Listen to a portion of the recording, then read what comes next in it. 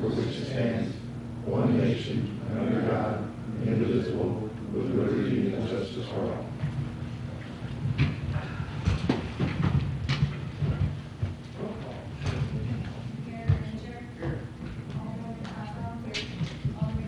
Here. Alderman John Stuckey. Here. Alderman Jokers. Here. Alderman Hook. Here. Alderman Donnie Stuckey. Here. Alderman Prince. Here. Alderman Rosika. Here. Mayor Rivers. Thank you. Approval of the agenda. Move to approve. Second. All in favor? Aye. Opposed? Martin, I guess what are you? Okay. Well, the Main Street Trail is getting a lot of use from walkers, including myself. And one of the things that we noticed is the grass and weeds on the adjacent to it are now in some places overtaking it. And this is the grass that people never aren't accustomed to maintaining because it's at the bottom of the bluff, and the actual property is at the top of the bluff. So we're having sent out notices to the property owners to ask them to now maintain that property at below the 7-inch height that's required. We got the final documents for FEMA for the December-January event, and the amount we will receive is $16,105.33 to compensate the city for those damages. I spoke to Joy Howard after our last meeting and told her to submit a proposal for financial advisory services to refinance the certificates of participation. She did. That's in your packet for consideration tonight. Interest rates are going in the right direction for us. So it's, the citizens reported the work on the progress on changing out to the LED lights in those streets are reflected on the staff report. We finally had our meeting with the railroad. Notice I said railroad. UP showed up with a 3-person staff and everybody who could make decisions on what needed to be done. Burlington Northern didn't show up. So we went out and we reviewed the problems. I think, and as the guy from UP says, Burlington Northern has to do something, and we have to do something, and then it's under the city street, and the city would have to be part of the solution. Of course, I told him we would do whatever we could to support the effort. One of the guys crawled up in the pipe that's at the goes under the road and under the railroad track where the water comes out from the bluff, and the biggest source of a problem. Crawled up in there and shined the flashlight and took a picture, and he saw the blockage that's in that pipe from Burlington Northern putting whatever they put down in there. And so they have pledged to get to Burlington Northern and get it fixed. He said they're not going to be able to auger it out. It's got to be dug up, and he said it's going to be a major. He said, in terms of track maintenance, it's not a major project, but it's not just running an auger through it and cleaning it out. You got to dig it up and replace it. So I will hear more from them hopefully on that. We took our dump trucks to auction. We ended up getting $3,850 for one of them and $3,000 for the other. It was a little lower than we had hoped for, but not worth going to get them and bringing them back. So I went ahead and told the guy to process the sales. We've asked the department heads, and they have submitted their budgets. I'll be reviewing their budgets with them individually. Tonight, I think you should agree on a schedule for budget meetings in September. August. We have to vote in September. And so that's going to be kind of up to you as to when you want to schedule those. We did 3 last year, and it seemed to get us through without too much problem. Last year we kind of coordinated them with our regular meetings, so you didn't have an extra night, but we can do it however you want to do it. Up for suggestions. You want to do it, Matt? Well, we can wait until I finish. All right, wait till I finish.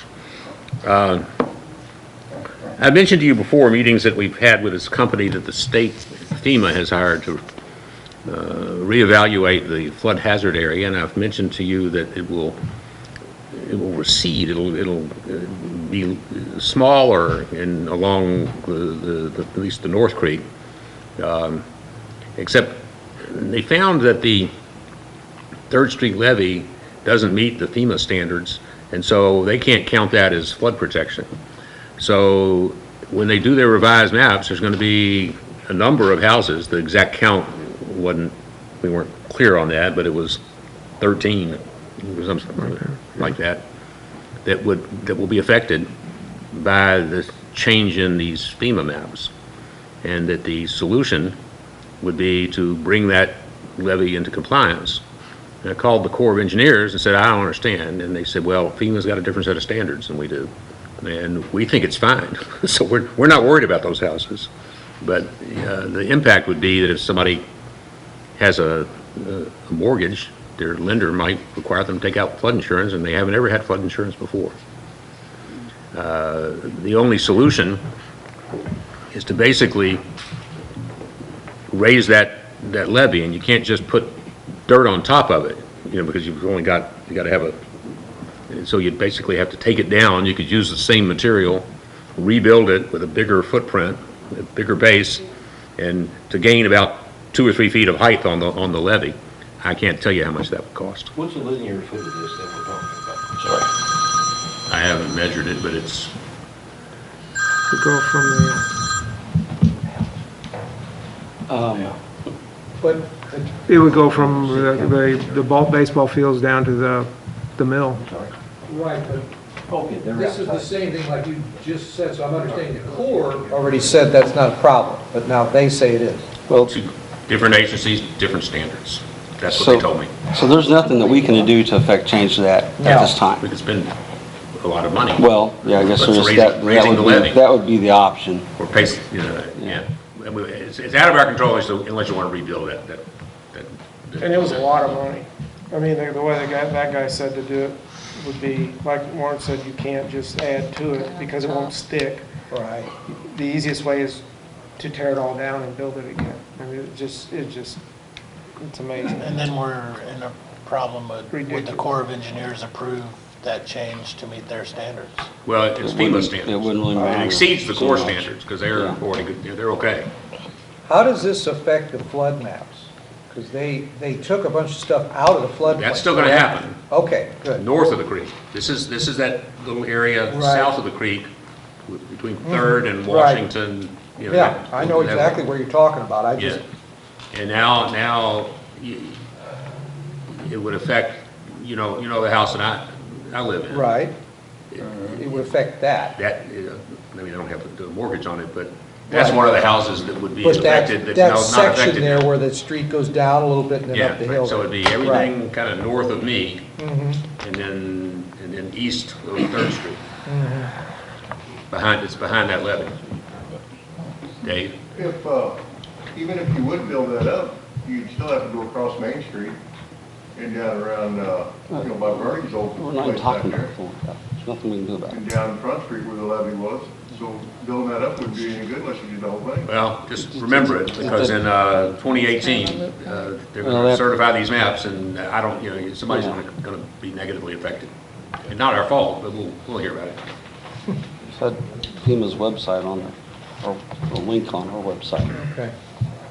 Alderman Stoopies asked me Not a us. number of times about signage on the highway and about a problem with people who, coming out of the city, try and pass, just coming down the hill, kind of in front of his property. And I finally got a response from MoDOT, and they will not approve directional signage for the nursing home in state right-of-way. But if they wanted to put up directional signs on private property out of the right-of-way, they don't have any objection to that. And it surprised me they could even object to that if they wanted to, but he said, yeah, there are certain routes where they can not allow signage that's adjacent to their right-of-way, and this isn't one of them. And I went at the Transportation Advisory Council meeting where I attended, the area engineer said, that he's pretty sure they're gonna put a no passing zone on the hill going out of town. So that'll be good.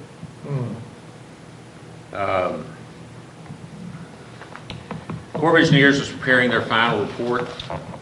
Got a call from their real estate whatever, and he said they've discovered that the levee is overground, some of which the Joint Levee Commission owns, some of which is on easements that and the title to that property is still owned by the people who had it, and that there's a federal regulation that prohibits their spending money for a trail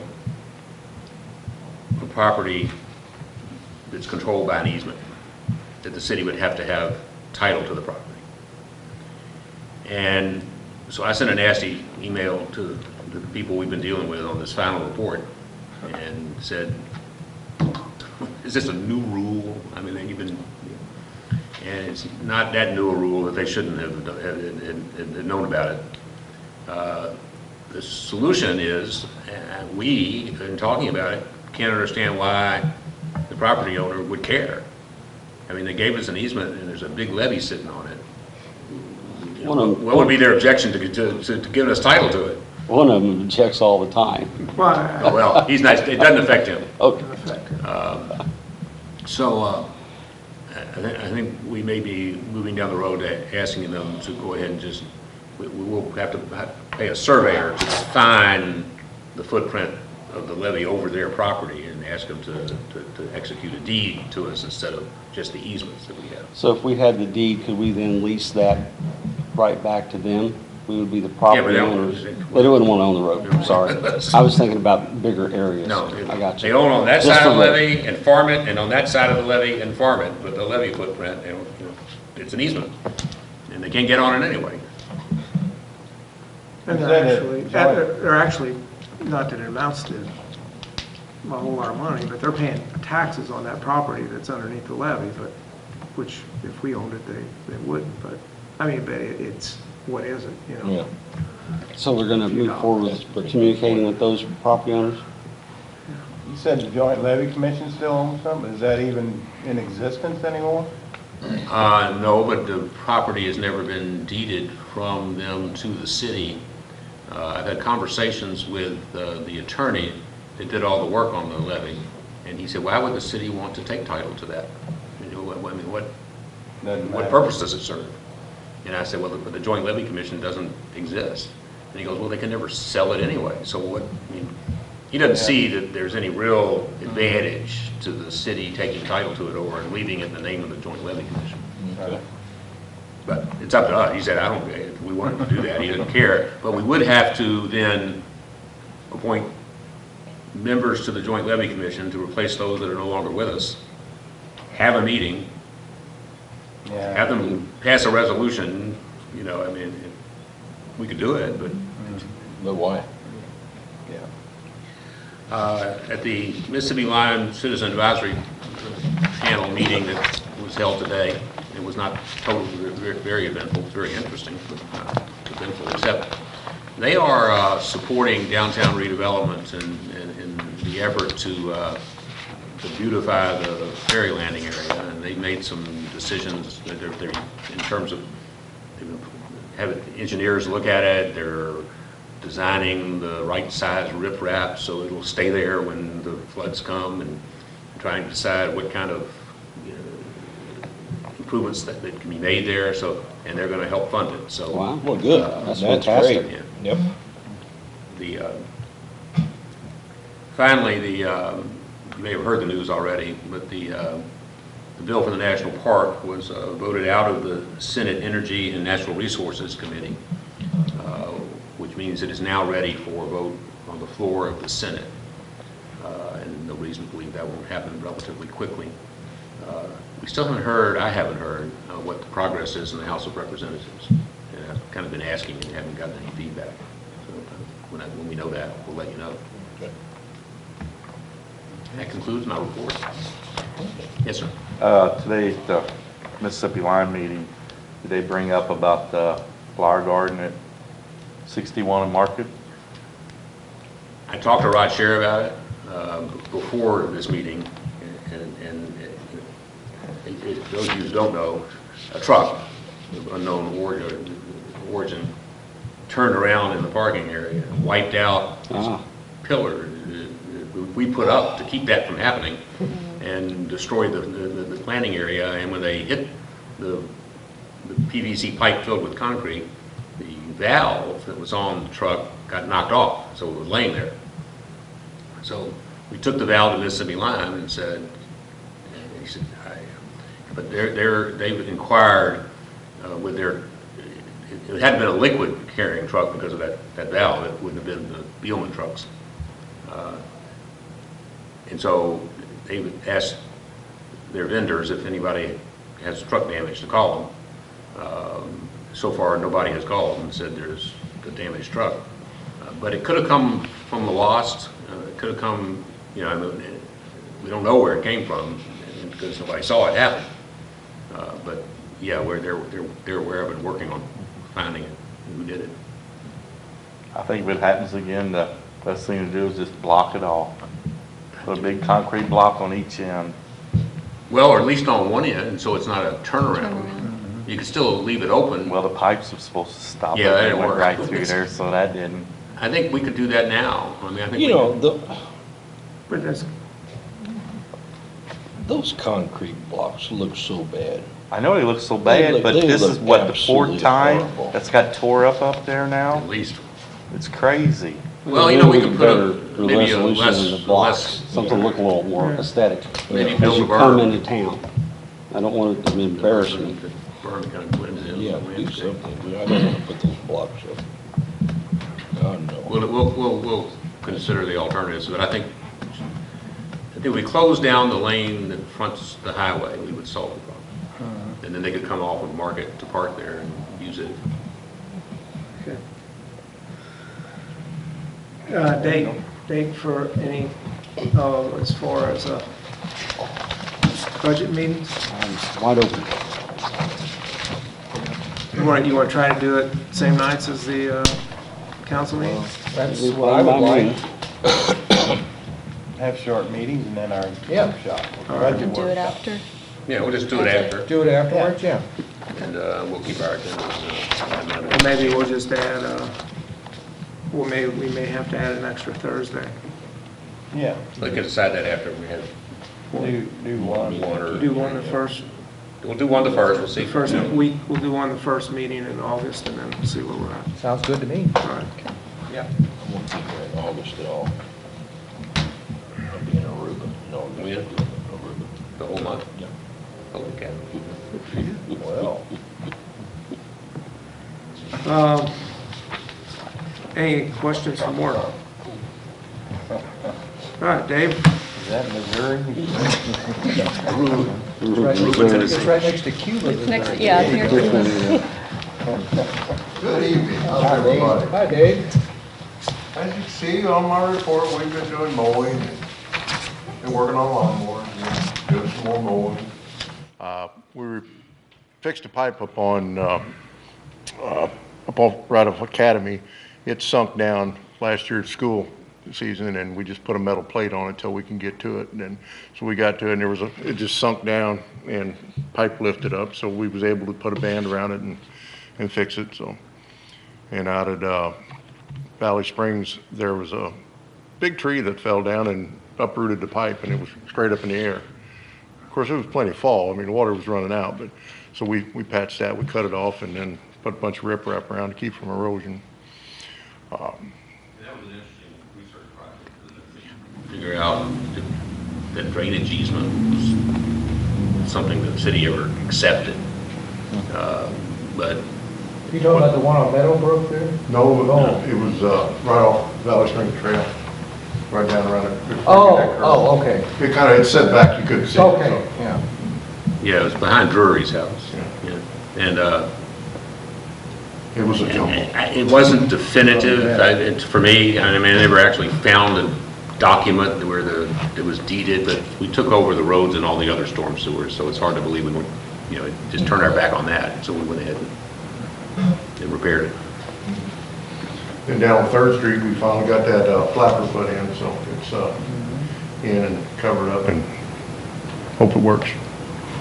You know, in theory, it should. You know, in flash flood, it's not going to help during a flood because you know the water's still going to back up. It'll close the pipe, but then once the pipe or the flapper is closed, whatever rain and stuff we get on this side is still going to build up. So, but you know,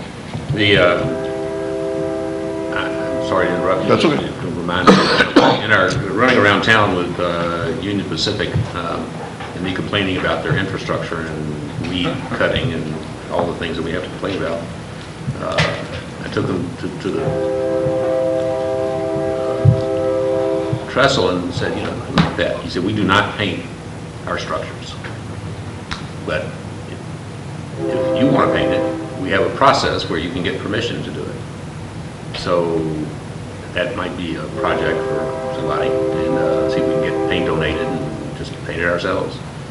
And maybe we could paint it with something a little more aesthetically pleasing than whitewash. you know, like with the water waves where the water was. Yeah. But anyway, it's You something. can do that in the evenings, Beth. You just Right. walk over there and paint a Just, little bit. instead of the graffiti, I'll just paint the trestle itself, right? Yeah. We should have a contest, have Yeah. people participate and say, you know, maybe like maybe a mural or something like, I don't know, but it might be something that people would be pretty interested in to make it, you know, very attractive. Maybe the Problem is, schools. how you gonna get there to paint that in the middle No, of you the need school?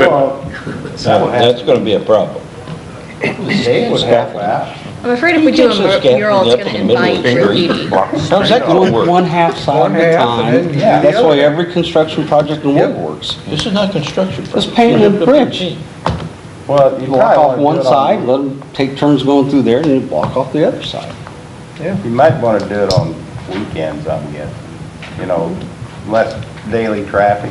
There might be more on the weekend than. Well, I know, but you wouldn't have buses, I'll tell you that. We don't have anybody to do it yet, so I guess we Yeah. can move on. We have Kind of a moot point. Yeah. Yeah, there you go. You don't care, right? I don't care. Stand on top of You it. take your There back, you go. put them in the bucket. Just kidding. Oh, yeah. That's all we need to do. Yeah, safety first. Got all Oh, yeah, kinds of yeah, we don't do that. Don't hit it too hard. Just don't go under. Anymore. Anymore, we got caught doing that in the paper. Yeah, that wasn't good.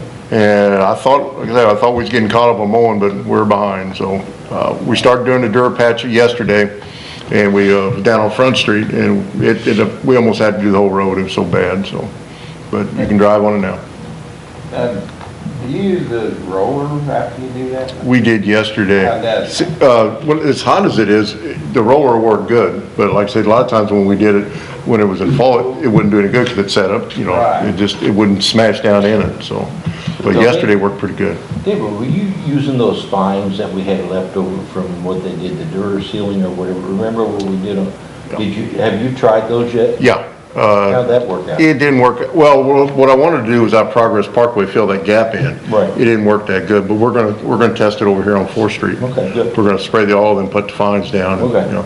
see how that works. Yep. I mean, because it ain't gonna take much over here, I mean, a couple 5-gallon buckets, but that's what we're gonna use over here. So that will come out of the Durapatcher if it works? We'll use the spray from the Durapatcher, then we'll mix it in with it.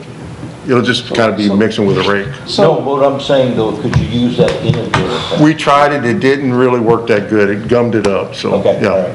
Yeah, just, Dave, I could very well be mistaken, but I recall being out there with the Durapatcher guys. Mm-hmm. And one of the big selling points was, don't roll it. You don't have to roll it.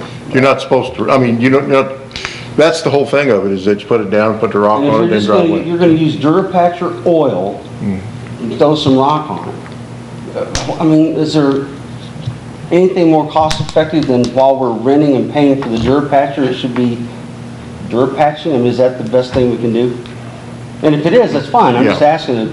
We can, well, like, and like I know a lot of people's complaining about Market Street, and the reason why the Market Street's the way it is because once you get down, I mean, yeah, you can drive on it all day long, get out and walk on it and see what it looks like.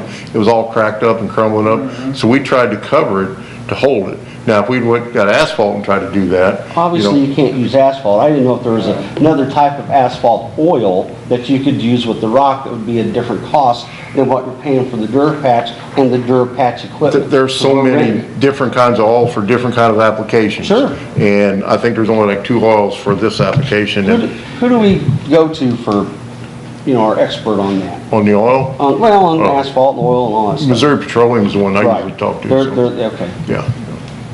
And they're the ones that did the streets here downtown? Yes, well, it's, Maybe we should talk to somebody else? yeah, it's Pace, but it's actually Missouri Petroleum. They're all Okay. together, so. Other than that, that's about it. We're just gonna keep mowing. I gotta pull everybody off tomorrow to mow, so try to Do you get caught. have, some input on holes here and there or whatever? Street? Oh, you got some holes? Yeah. Okay. We have this pothole hotline that you I can was call. wondering if that was still in operation. Nobody ever calls. That's been how many years now? Nobody calls it. What's the number? 3507. 3507 Yeah. Okay. pothole hotline. But yeah, anybody that sees any, I appreciate it. We've got a whole list, and so like I say, we'll just keep going. We're gonna do, over here on 3rd Street between Gabourey and Market, next, so, cause that's pretty bad. So do you get a load of hot mix then, or what do you do? No, it's a load of oil. No, you don't do the hot mix anymore? No. For like potholes? Well, as long as we can use a dirt patch, we don't. Right, okay. By the time we go over and get it, and by the time we get it back, we can't get it off the truck fast enough. Or, from going to this hole to that hole, it sets up and gets hard and we end up wasting a lot. Right. So this stuff here, we don't waste. Like I say, because if there's any oil left, like yesterday, we went through a tank and a half, which works out good because county's got it now. We just buy it from them. You gotta go to Weingarten? Yeah. Well, before we went to Farmington. Right. And then I have some rock, but I'm gonna have to order some more, but I got enough to last for another couple weeks, so. But we have this for a month at a time, and the county's pretty good about it, like say, if we don't use it for a couple days, like we didn't use it today, we're not gonna use it tomorrow, but, they let us extend it, so. And if we wait a week, that's fine, as long as they don't need it back. But, that's the problem, is a lot of times we gotta wait for them to get done with it before we can get it, Yeah. so. How long were you out last night with the issues with the storm? About 6:30. Yeah, but we got a bunch of limbs and stuff to pick up today. Yesterday, right as we was getting ready to leave, I looked up and I told the guys, we're not leaving yet, by the time it hit, so. Then right after that's when the phone started ringing. So you were still down at the... Yeah, we didn't get off, we stayed there, because I told us to look at that cloud, and I got all them warnings and stuff, so we'll just stick around. So I think we stuck around for about 15 minutes and then it started. So everybody was there to help? Yeah, Okay. the ones that I needed. Yeah, so. And all the rest of them was on standby in case we needed them, so. Right. Good deal. I guess the Valley Springs Park, how many trees down there? There's one big one, and we couldn't get to it, so we closed the park down, and Martinelli's coming, he was gonna come this afternoon or later on this evening to get it, so we closed it down so nobody would get in there. I didn't notice it at first when I went this morning because MoDOT had the roadblock, I couldn't get in there. I seen there was a bunch of limbs down, but then MoDOT did come back and clean all that on the outer edge there. But there's one limb over the playground equipment that Martinelli's gonna get, because we couldn't get it without a bucket truck. Did it damage any equipment? No, it was lucky. It was right on the edge of that slide, so. But, yeah, it was that big, well, I don't even know what country it was, but it's pretty good size. And there was a lady out there with some kids, and I went out and I said, well, sorry, but we're gonna have to close it down. So I said, it's too dangerous. There's still a lot of them hanging up in trees. Oh, yeah, Gonna have yeah. to come out. There was one up on Seraphin, and we had one down on Washington 3rd, and up on 9th, and all over, from one end of town to the other. I don't remember wind blowing that hard. I know, it was something. There was. Okay, thanks. Thank you. Thank you, David. Jason?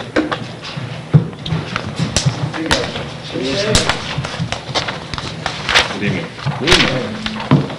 I think Eric pretty much covered it all in the report, so any questions, I can do my best to answer. I guess fine. Thanks, Did Jason. the officer up there at the Market Street 61, did he go talk to Billman? or any of them, or? Actually, Eric took over the case, and I know he had went out. I don't know if he went with Martin or not, but I know he went out to Billman with the valve and talked to him, but I don't know where they're at with it.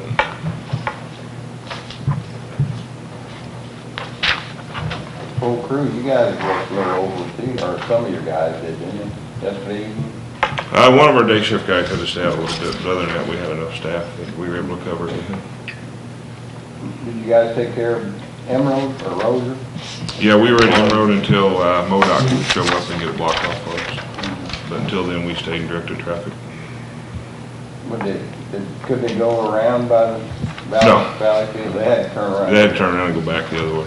Yeah, that's a long way of getting home from Valley Springs. I heard that. I didn't see it. I was on therapy. Anything else for Jason? All right, sir, thank you. Thanks, Jason. Okay, minutes from the regular meeting of June 23rd. I make a motion to approve. Second. All in favor? Aye. Opposed? And here are the closed session minutes from that day.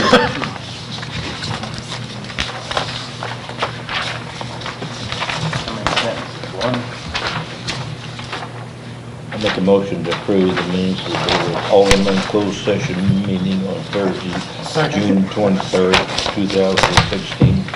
Second. You second. All in favor? Aye. Opposed? Okay. It being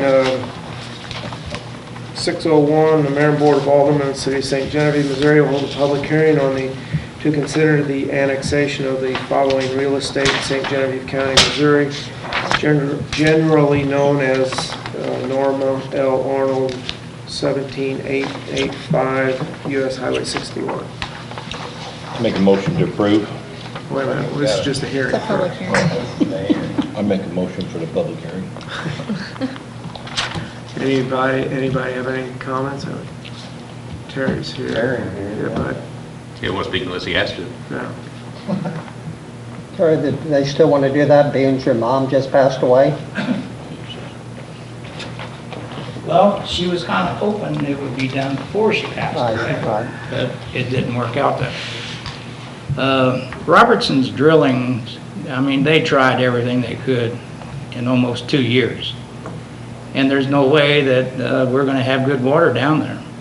So I'm asking to be annexed into the cities to where we can get some city water there so we can do something with the property, because as it is, I mean, Kenny Shelley did put in a new septic tank, specs and code and everything, and yeah, we're just waiting for some water to see if we can do something with that property, and we can't do anything with the property until we get some water. So I'm just...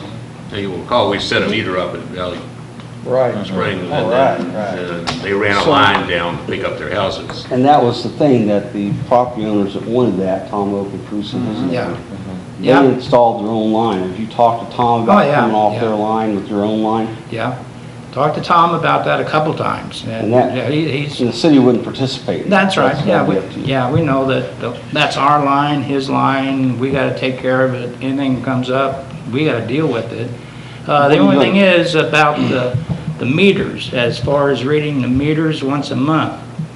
I think there's two different ways you can go about that. One would be a meter in the basement, or one would be a meter out in the yard. Steve's back there. There's still meters here. That's just 2 meter locations that can be put. As far as the actual reading of the meter, I mean, that's something that would be, Done monthly. yeah, among Right. you guys that, live down there. Right.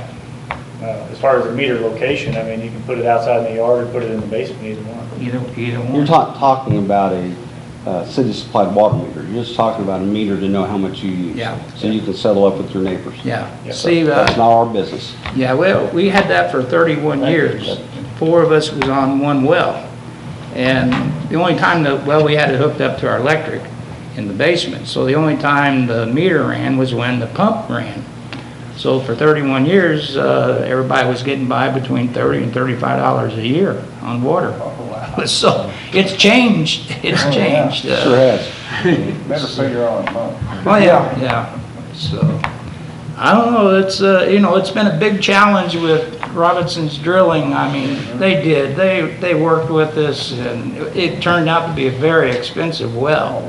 Very expensive well, and we can't do nothing with it. Terry and Steve, just to make sure that we're all clear, we're just metering it in the Valley Springs, and you guys decide how you break up, how you pay. Yeah. You know that, right? Yeah. Okay. Yeah. All right. It would be done just like it has been for 31 years. Okay. One question I do have is, would that be changed on the billing as far as the minimum? No, we're only billing Oaken Foods. Yeah. And they're gonna have their lines separately metered themselves, and they'll figure it out. And then as far as that goes, then how is it on monthly readings as far as your water bill? Like up on Valley Springs, when you take your reading, how do we go about, the three of us, splitting up the difference? Well, that's gonna be up to the three of you. If you guys can't figure that out, we can't Yeah, have just water down there. Well, we charge by the cubic foot, which can be converted to gallons. And so you just decide of the total bill, if you used your meter, 10,000 all gallons. 3 meters, Yeah. and split the bill accordingly to the cost of a cubic foot of water. Yeah, that That's why would be, each of you would need your own meter, that way Yeah. you know exactly what Right. you used, and there wouldn't be any dispute over. So really, it wouldn't have to be read every month. You could do it every year if you wanted to. Do it every year. that's up to Tom Oaken. That's up, because the meter is in Tom Make that real Oaken clear, that's Foods' up to name. Tom. Yeah. That's the way we You're would right, deal because with he's the guy getting the him. bill. Yeah. Yeah. And we're not gonna be responsible for any sewer lines or anything here, No, right? no. Okay. We got a new septic system. Kenny Shelley put that in.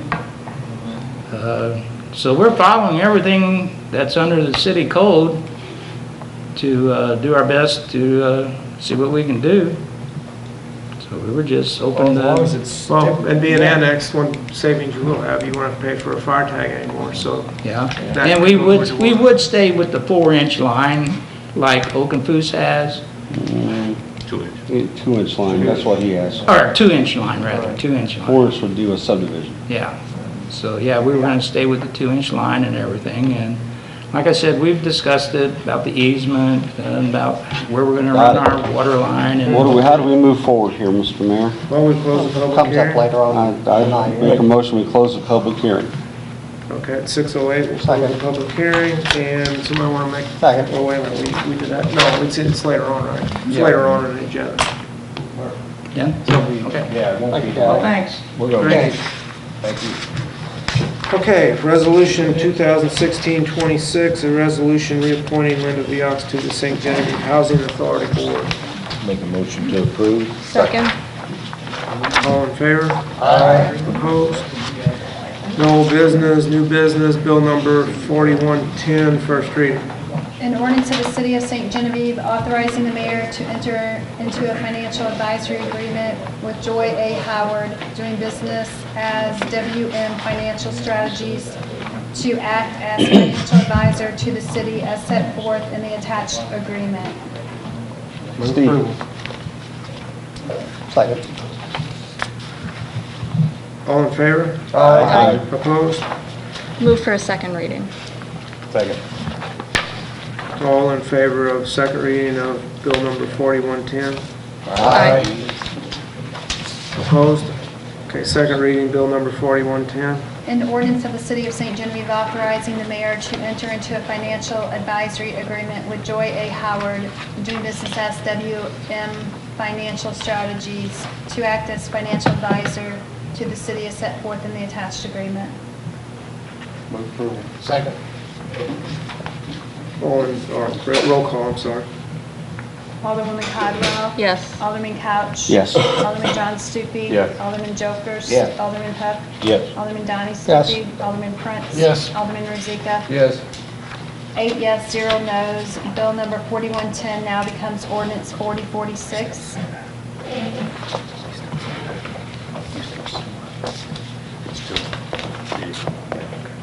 Bill number 4111, first reading. An ordinance providing for the annexation to the city of St. Genevieve's existing corporate limits certain real estate property owned by Norma L. Arnold. Make a motion to Make a approve. motion approved. Second. All in favor? Aye. Opposed? I'd like to move for a second reading on this one too, so they can just get going with their project. Second. All in favor of second reading of 4111? Aye. Opposed? Okay, second reading, bill number 4111. An ordinance providing for the annexation to the city of St. Genevieve's existing corporate limits certain real estate property owned by Norma L. Arnold. Move to approve. Second. Roll call. Alderman Rozika? Yes. Alderman Prince? Yes. Alderman Donnie? Stupi? Yes. Alderman Hook? Yes. Alderwoman Codwell? Yes. Alderman Couch? Yes. Alderman John Stupi? Yes. Alderman Jokers? Yes. 8 yes, 0 no's. Bill number 4111 now becomes ordinance 4047. Okay, under other business, we have approval of a temporary liquor license for the St. Genevieve Eagles for the annual Jersey Fed celebration August 13th and 14th. Motion to approve. Second. All in favor? Opposed? And need to go into a closed session to talk about real estate and litigation. Motion to go into closed session. Second. Roll call. Alderman Jokers? Yes. Alderman John Stupi? Yeah. Alderman Couch? Yes. Alderwoman Codwell? Yes. Alderman Rozika? Yes. Alderman Prince? Yes. Alderman Donnie Stupi? Yes. Alderman Hook? Yes. Motion carries. Thank you. 6-12.